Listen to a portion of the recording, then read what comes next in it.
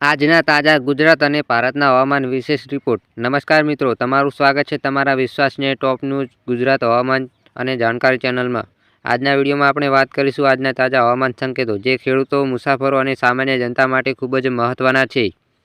ગુજરાતમાં આજનું હવામાન. ઠંડીનો અસલ અહેસાસ. મિત્રો, ગુજરાતમાં શિયાળો હવે પૂરેપૂરી અસર બતાવી રહ્યો છે. ઉત્તર ભારત તરફથી આવતી ઠંડી હવાના પ્રવાહને કારણે ઉત્તર અને મધ્ય ગુજરાતમાં સવારે અને રાત્રે ઠંડી વધુ અનુભવાશે. કચ્છ, બનાસકાંઠા અને સાબરકાંઠામાં પવન સાથે ઠંડી. દક્ષિણ ગુજરાતમાં ઠંડી ઓછી પરંતુ ભેજ ઓછો અને હવામાન સૂકું રહેવાનું છે.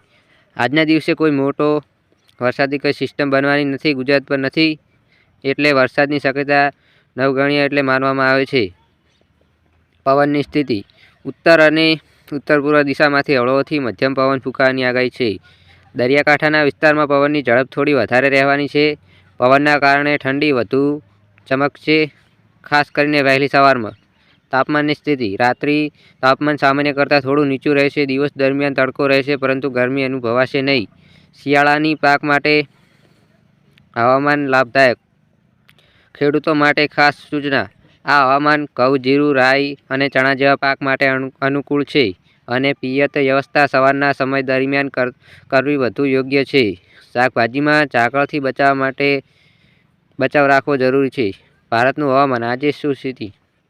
ઉત્તર ભારતમાં કડકડતી ઠંડી અને કોહર.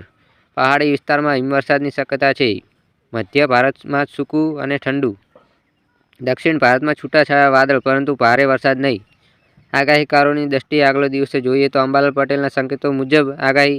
અંબાલાલ પટેલ અનુસાર ડિસેમ્બરના અંતિમ દિવસોમાં ઠંડી વધુ ઊંડાણ પકડશે. જાન્યુઆરીની શરૂઆતમાં હવામાનના ચઢાવ ઉતાર, કેટલાક વિસ્તારમાં ઝાકળ અને કોહરા વધશે. આ આગાહી પરંપરાગત સંકેતો આધારિત છે. પરેશ ગોસ્વામીની આગાહી. પરેશ ગોસ્વામી જણાવે છે કે ઉત્તર પવનની અસરથી શિયાળો લાંબો ચાલે. જાન્યુઆરીમાં એકાદ ઠંડી લહેર. ખેડૂતો માટે કુલ મળીને લાભદાયક હવામાન.